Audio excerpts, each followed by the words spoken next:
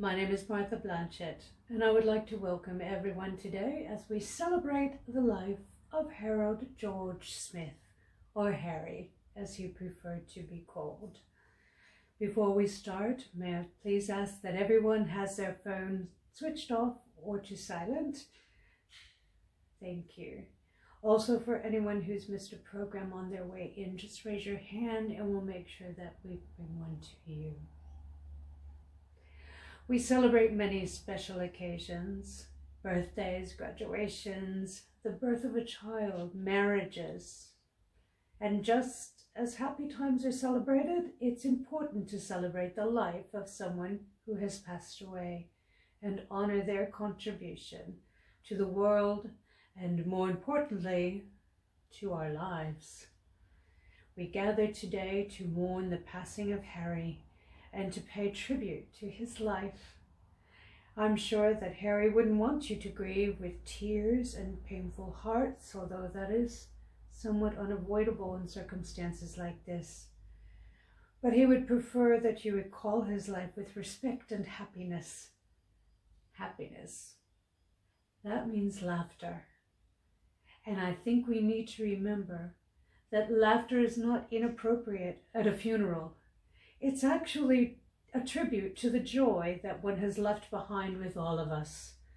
Remember the joy that he has given, received, and shared with all of you, while we say goodbye and thank you to Harry and celebrate a life well lived. We're going to start today with a poem read by Harry's daughter, Tempest.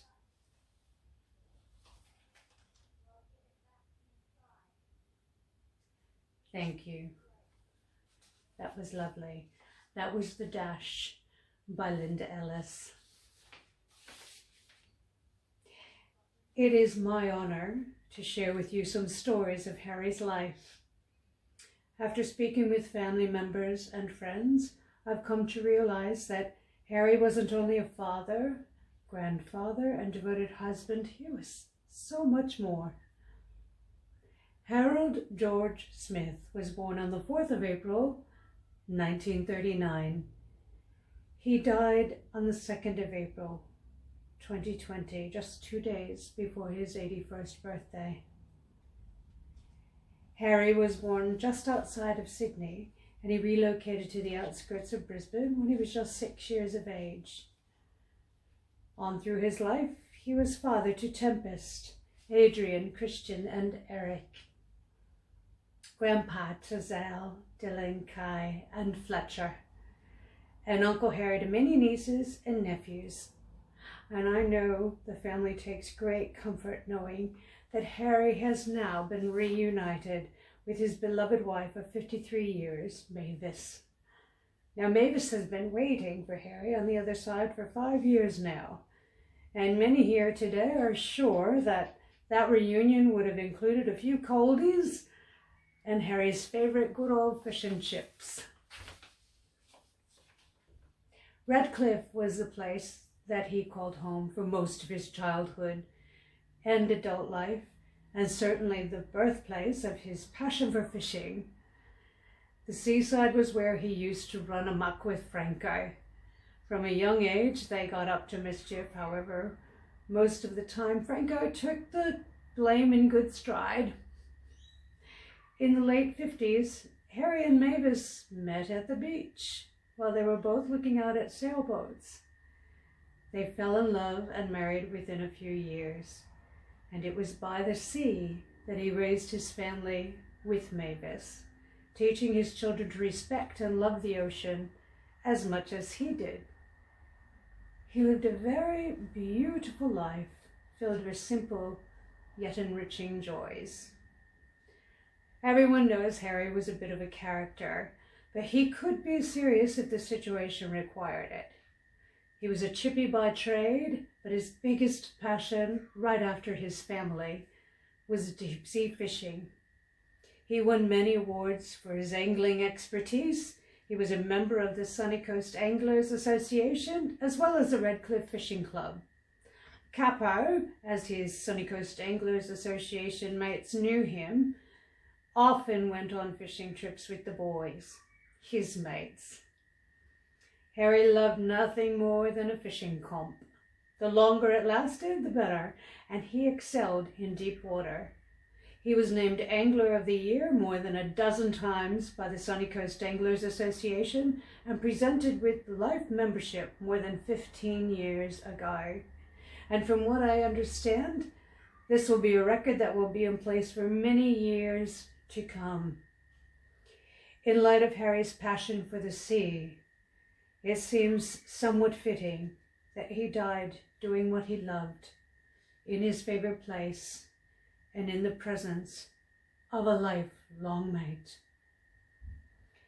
Harry quietly volunteered his time at the local scout hut twice a month. He didn't want thanks or recognition, but it was important to him that he made a positive contribution in the community that he loved. He also volunteered with each of the organizations he was a member of, and he often joked that the yard work was his volunteer duty at home.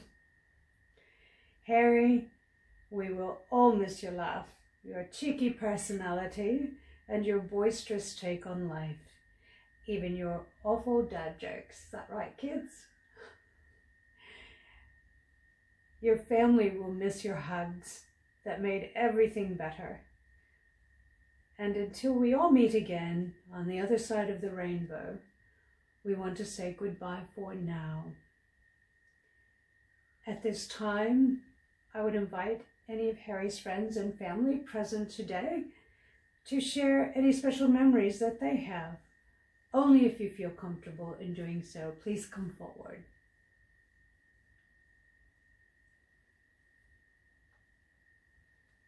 Thank you. It is heartwarming to hear so many lovely stories. Please join me in looking back at Harry's life through photos.